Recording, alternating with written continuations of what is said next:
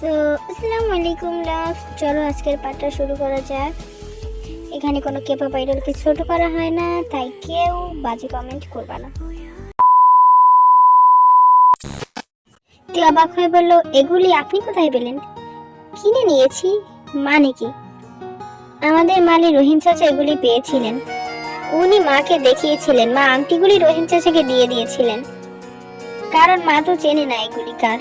আমি কাল রাতে মেহেদি দেওয়ার সময় দেখেছিলাম তোর হাতে রিং নেই, তাই রহিম চাচার আংটির কথা জানার পর সাথে সাথে রহিম চাচার কাছে যাই, কিন্তু চাচা বলল বিক্রি করে দিয়েছে। তারপর ওই দোকানে গিয়ে কিনে এনেছি। তে জাঙ্কুকে জড়িয়ে ধরে বলল, এত ভালোবাসেন আমায়, আমি সত্যিই ভালোবাসার যোগ্য নেই, বারবার আপনাকে কষ্ট দিই। তে কিছু করার আগে মাথাটা একটু খাটানোর চেষ্টা করিস, না হলে তুই এমন ভাবে ফেসে যাবি যে বেরোনোর পথ পাবি না। তোর শত্রুর অভাব নেই তে। জাঙ্কুক আছে তো, আমার চিন্তা কিসের? তোর জিনিস আর তোকে সামলে রাখার জন্য আমি সারা জীবন থাকবো না। নিজেকে নিজে সামলে রাখার চেষ্টা করিস। কোথায় যাবেন আপনি? হ্যাঁ, কাকে দিয়েছি রাজার পাট, কোথাও না, এবার চল। তে জাঙ্কুককে শক্ত করে জড়িয়ে ধরে বলল, জাঙ্কুককে ছাড়াতে এক মুহূর্তও বাঁচবে না। আমি আপনার কিছু হতে দেব না, কখনো না, সব সময় আপনাকে আগলে রাখবো। পাগলি, বুঝিস ঠিকই, কিন্তু একটু দেরি করে। আমি জানি আমি যাই করি আমাকে ভালো রাখার জন্য একটা ছায়া সবসময় আমার পাশে থাকে, তাই ইচ্ছে করেই মাথা ঘাটাই না। আর সত্যি বলতে আপনার থাপ্পড় পেলে আমার ভালোই লাগে। মানে কি? এই যে বলিস ব্যথা পেয়েছি, এগুলি কি তাহলে? সত্যি করে বলুন তো, একবার আপনি আমাকে জোরে মারেন তাহলে ব্যথা পাবো কেন? ব্যথা পেয়েছি বলি যাতে আপনি আদর করেন। বাপরে, এ তো দেখি মিরমিরা শয়তান। তে চুপ, তে কোনো কথা বললো না। জাঙ্কুক তের কপালে চুমু খেয়ে বলল, আমার লক্ষ্মী বউ, চল এবার যাই। জাঙ্কুক আর তে যখন একসাথে আসছিল সবার চোখ তখন তাদের দিকেই ছিল। সবাই বলছিল, চৌধুরী সাহেব আপনার ছোট ছেলের বউ নাকি? মাশাআল্লাহ, দুজনকে বেশ মানিয়েছে। তারপর জাঙ্কুক আজ আর কিছু না ভেবে তেকে ডান্স পার্টনার করে পারফরমেন্স করলো, যা আরো স্পষ্ট করে দিল তাদের সম্পর্কের বিষয়টা। করো জাঙ্কুক করো, কোথায় আছে শ্যাকরার টুকটাক কামারের একঘা, সব ফল তোমরা পাবে। সেদিন থেকে বাড়ির সবার মনে সন্দেহ তৈরি হলো। বিয়ে হয়ে গেল, দিন যেতে লাগলো। যতই দিন যাচ্ছে জাঙ্কুক তের প্রতি ভালোবাসা ততই বাড়ছে। তেও এখন কাউকে তেমন ভয় পায় না। সেও মাঝে মাঝে জাঙ্কুকের জন্য পছন্দ মতো খাবার বানায়, জাঙ্কুকে নিজের হাতে স্বামীর মতোই যত্ন করে খাওয়ায়। কিন্তু জাঙ্কুক তে কেউ বুঝতে পারলো না তাদের এমন আচরণের ফলে তাদের ভালোবাসার মাঝে আস্তে আস্তে একটা অদৃশ্য দেয়াল তৈরি হচ্ছে। এতদিন সব ঠিকঠাক থাকলেও কিছুদিন যাবৎ তের মধ্যে কিছু পরিবর্তন দেখা দিয়েছে, কিন্তু সেটা পরিবার কিংবা আয়ুর জন্য না, সে নিজেই বদলে গেছে। আর আয়ু তো সেই বিয়ের পর থেকে আর আসেইনি, আর জাঙ্কুকের বাড়ির লোকেরাও কিছু বলেনি, তবুও তে কিছু অস্বাভাবিক আচরণ করছে। তে সারাদিন ফোন নিয়ে ব্যস্ত থাকে, ফোনের দিকে তাকিয়ে একা একাই হাসে। জাঙ্কুকের বুঝতে বাকি নেই যে তে কারোর সাথে এসএমএস করে, কিন্তু জাঙ্কুক বুঝতে পারলেও তেকে কিছু বলে না। জাঙ্কুকের ধারণা নতুন নতুন সোশ্যাল মিডিয়া ইউজ করছে তাই এমন করছে, কিন্তু জাঙ্কুক যতই ছাড় দিচ্ছে তে তত পেয়ে বসছে। এখন সে জাঙ্কুককে কিছুটা এড়িয়ে চলতে শুরু করেছে। জাঙ্কুক ডাকলেও তে জাঙ্কুকের ঘরে যেতে চায় না, মোট কথা ফোন ছেড়ে কিছু করার সময় তার কাছে নেই।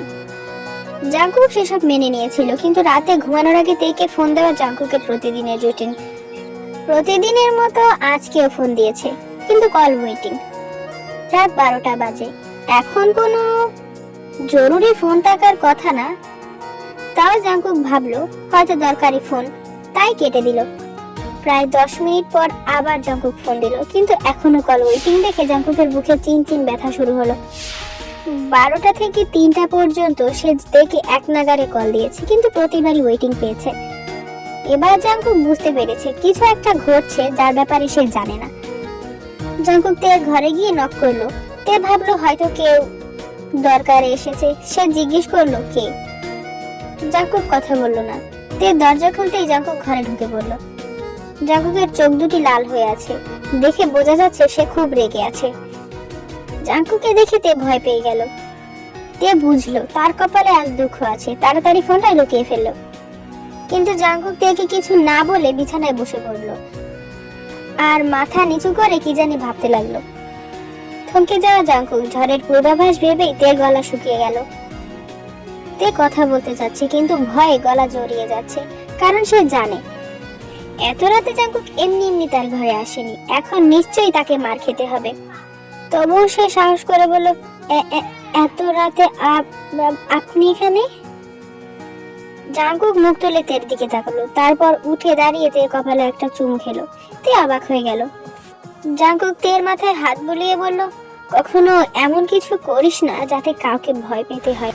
বলেই জাঙ্কুক চলে যেতে লাগলো আর বলল, অনেক রাত হয়েছে, ঘুমিয়ে পড়, জেগে থাকলে শরীর খারাপ হবে। জাঙ্কুক যে এতক্ষণ ধরে ফোন দিয়েছিল সেটাতে দেখেছিল, কিন্তু জাঙ্কুক কোনো রিয়াক্ট করলো না দেখে তে তো আকাশ থেকে পড়লো। সে নিশ্চিত ছিল জাঙ্কুক ফোন চেক করবে তারপর মারবে, কিন্তু সেসব কিছুই না করে উল্টা আদর করে চলে গেল। জাঙ্কুক ঘরে এসে ভাবতে লাগলো, এই নিষ্পাপ চেহারা কখনো কোনো অন্যায় করতে পারে আমি বিশ্বাস করি না, কিন্তু ওর আমতা আমতা করা স্পষ্ট প্রমাণ করেছিল ও কিছু অন্যায় করেছে, তাই ভয় পাচ্ছে। ও ভয় পাচ্ছে এটা বোঝার পরে আমি কি করে কিছু বলি? ওকে কিছু জিজ্ঞেস করা মানে ওকে সন্দেহ করা, আর আমি ওকে সন্দেহ করছি, এর চেয়ে বেশি অপমান আর কি হতে পারে? তাই জিজ্ঞেস করতে চেয়েও কিছু বলতে পারলাম না, কিন্তু মন যে কিছুতেই মানছে না। কার সাথে এতক্ষণ কথা বলছিলি না জানতে পারলে ঘুমাবো কি করে? কিন্তু ওকে আমি সন্দেহ করছি এটা জানলেও কষ্ট পাবে, তার চেয়ে জিজ্ঞাসা না করাই ভালো। এমন তো হতেই পারে কোনো বন্ধুর সাথে কথা বলছিল। জাঙ্কুক নিজেই নিজেকে সান্ত্বনা দিয়ে শুয়ে পড়লো। পরদিন সকালেতে কলেজে গিয়ে দেখলো মাঠে লোকজনের ভিড়।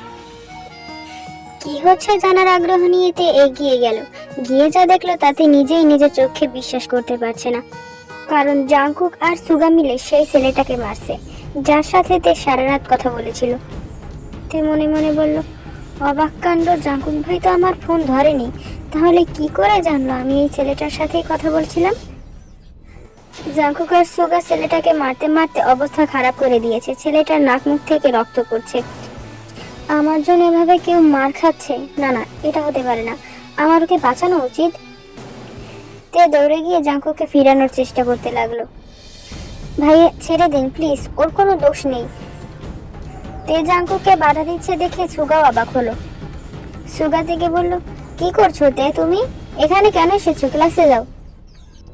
জাঙ্কুকের মা থামিয়ে একটু সরে গিয়ে দাঁড়ালো। যাক বাবা, আটকাতে পেরেছি ভেবে মনে মনে শান্তি পেল। সুগা বলল, কি করবো জাঙ্কুক, ছেড়ে দেব? জাঙ্কুক থেকে টেনে এনে সবার সামনেই জড়িয়ে ধরলো। তের মুখ নিজের বুকে চেপে ধরে বলল, এমন ভাবে মারবি যেন কোনোদিন মেয়েদের দিকে তাকানোর সাহস না পায়। কিন্তু তুই কি বোকা হয়ে গেলি নাকি? বাচ্চা মেয়ে রক্ত দেখে ভয় পেয়েছে বলে তুইও ভয় পাচ্ছিস? চিন্তা করিস না, তে এখন আর মাথা ঘোরাতে পারবে না, তুই মার। সুগা মারতে লাগলো। তে ছটফট করছে আর বারবার বলছে, ছাড়ুন আমাকে প্লিজ, আর মারবেন না। তে যতই ছটফট করছে জাঙ্কুক ততই চেপে ধরছে তেকে। কিছুক্ষণ পর জাঙ্কুক বলল, হয়েছে সুগা, এবার এটাকে নিয়ে যা। সুগা কয়েকটা ছেলেকে দিয়ে ওই ছেলেটাকে পাঠিয়ে দিল। জাঙ্কুক এবার তেকে ছেড়ে বলল, এবার বল তোর কি সমস্যা, বাধা দিলি কেন? তুই কি চিনিস ছেলেটাকে? তে অবাক হয়ে বলল, মানে কি? ঠিকই তো, আজ একটা মেয়ের সাথে খারাপ ব্যবহার করছিল তাই আমরা মেরেছি, কিন্তু তুমি হঠাৎ বাধা দিলে কেন? তার মানে ভাইয়া কিছু জানে না, আর জানবেই বা কি করে? এটা তো কারোরই জানার কথা না, কেবল কয়েকদিন হলো কথা বলি। তে হতবাক হয়ে তাকিয়ে আছে, কিছু বলছে না। তোর কি শরীর খারাপ লাগছে, পানি খাবি? তে চুপ করে রইল। জাঙ্কুক সুগাকে বলল, সুগা যা তো একটা আইসক্রিম নিয়ে আয়। সুগা চলে গেল। জানিস তে, কাউকে একবার সুযোগ দেওয়া উচিত, দ্বিতীয়বার ক্ষমা করা যায়, তৃতীয়বার অনুরোধ করা যায়, কিন্তু তারপর আর মানা যায় না। তে কিছু বুঝলো না, তার মনে খটকা লাগছে, কিন্তু কি হচ্ছে বুঝতে পারছে না। সুগা আসার পর জাঙ্কুক তের হাতে আইসক্রিমটা ধরিয়ে দিয়ে বলল, খেতে খেতে ক্লাসে যা। তে যেতে যেতে ভাবছে, ভাইয়া কি আমাকে ওয়ার্নিং দিল, নাকি এটা আমার মনের ভুল? সুগা জাঙ্কুককে জিজ্ঞেস করলো, এর আগে তো ছেলেটা অনেক মেয়েদের সাথে এমন করেছে, তখন তো মারিসনি, আজ হঠাৎ মারলি কেন? আমি সমাজসেবী নই, কে কার সাথে কি করেছে সেটা আমার দেখার বিষয় নয়, কিন্তু এখন তো আমার কলিজার দিকে হাত দিয়েছে তাই মেরেছি। বুঝলাম না, আমি কখনো তেকে কোনো সীমাবদ্ধ করে রাখিনি, নিজ স্বাধীনতায় চলতে দিয়েছি। কিন্তু কাল রাতে প্রথমবার তোর ফেসবুক চেক করলাম। ওর ফেসবুকে তুই কি করে ঢুকলি? পাসওয়ার্ড আমার জানা ছিল, কারণ অ্যাকাউন্টটা আমিই খুলে দিয়েছিলাম। আচ্ছা, তারপর কি হলো বল?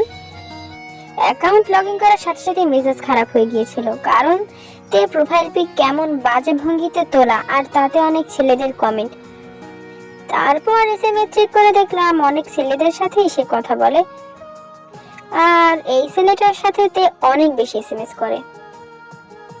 তাহলে তেকে মিথ্যে বললি কেন? বললি না কেন যে ওর জন্য এসব হচ্ছে?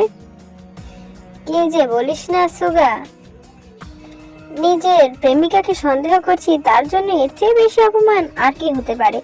তেকে আমি এতটা অপমান করতে পারবো না রে। না বললে বুঝবে কি করে? বোঝার হলে এমনি বুঝবে। যদি না বুঝে যদি এক ভুল বারবার করে, করুক, একবার, দুইবার, তিনবার পর্যন্ত সুযোগ দেব। তুই সত্যি অদ্ভুত, তোর জায়গায় আমি হলে এমন মেয়েকে সাথে সাথেই ছেড়ে দিতাম। প্রেমিক থাকতে অন্য ছেলের সাথে কথা বলে, এটা কেমন মেয়ে? জাংকুক সুগার কলার টেনে বলল, তের ব্যাপারে একটা বাজে কথা বললে জিভ টেনে ছিঁড়ে নেব, বুঝেছিস? দূর ছাড় তো, দেখলাম তুই সত্যি ভালোবাসিস নাকি। তে যে কেমন মেয়ে সেটা তো আমি জানি, ওর মতো মেয়ে হয় না। নতুন নতুন ফেসবুক চালাচ্ছে তো তাই এমন করছে, তুই চিন্তা করিস না, সব ঠিক হয়ে যাবে। তুই কেন এত বোকা বোকা বলতো? এমন ছবি কেউ ফেসবুকে দেয়? ঠিক বলেছিস, তুই আসলেই বোকা। তাই তো বোঝেনি কি ছেলের পাল্লায় পড়েছে। আমি তো চিন্তায় আছি, ও যেভাবে আমাকে হার্ট করছে কতক্ষণ তা সহ্য করতে পারবো। যুগের সাথে তাল মিলাতে গিয়ে একদম গা ভাসিয়ে দিয়েছে। কলেজ থেকে বাসায় এসে ফ্রেশ হয়ে ফোন নিয়ে বসলো, কিন্তু ফোন নিয়ে দেখলো তার ফেসবুক পুরো ওলটপালট হয়ে গেছে, প্রোফাইল পিক বদলে গেছে, কমেন্টে সবাইকে গালি দেওয়া হয়েছে, এসএমএস এ প্রতিটা ছেলেকে তার অ্যাকাউন্ট থেকে অকথ্য ভাষায় এসএমএস করা হয়েছে, কয়েকজনকে ব্লক করে দেওয়া হয়েছে, কলেজের ছেলেগুলিকে হুমকি দেওয়া হয়েছে। এবার তে বুঝলো জাংকুক ওই ছেলেটাকে কেন মেরেছিল। তার মানে জাংকুক কালকে আমার ফেসবুক চেক করেছিল। তে রেগে গেল, রাগে জাংকুকের ঘরে গেল। জাংকুক স্বাভাবিকভাবেই বলল, কি রে, কি হয়েছে, কিছু বলবি? আপনি এত অসভ্য কেন? জাংকুক হেসে বলল, তোকে কামড়ে দিয়েছে নাকি? ফাজলামি বাদ দিন, আমার ফেসবুকেতে কেন ঢুকেছিলেন? জানেন না ফেসবুক পার্সোনাল জিনিস, না বলে কেন ঢুকলেন? সবাইকে বকা আপনি দিয়েছেন, কিন্তু সবাই তো ভাবলো আমি দিয়েছি। এখন কেউ আর আমার সাথে কথা বলবে না। আমার সব ভালো ভালো ছবি ডিলিট করে দিয়েছেন, এসব কেন করলেন? জাংকুক অবাক হয়ে বলল, তুই আমার কাছে কৈফিয়ত চাইছিস, তাও ফেসবুকের জন্য? চাইবো না কেন, আপনি কে শুনি? কি রে, বুক কাঁপছে না আমার সাথে এইভাবে কথা বলতে? না কাঁপছে না, মিথ্যে বলছি নাকি? অসভ্য ছেলে কোথাকার, রাখবেন না আপনার অ্যাকাউন্ট, আজকেই আমি নতুন অ্যাকাউন্ট খুলবো। ধৈর্যের সীমা পেরিয়ে যাচ্ছে তে, আর কন্ট্রোল করতে পারবো না। এখন যা এখান থেকে, না হলে মার খাবি।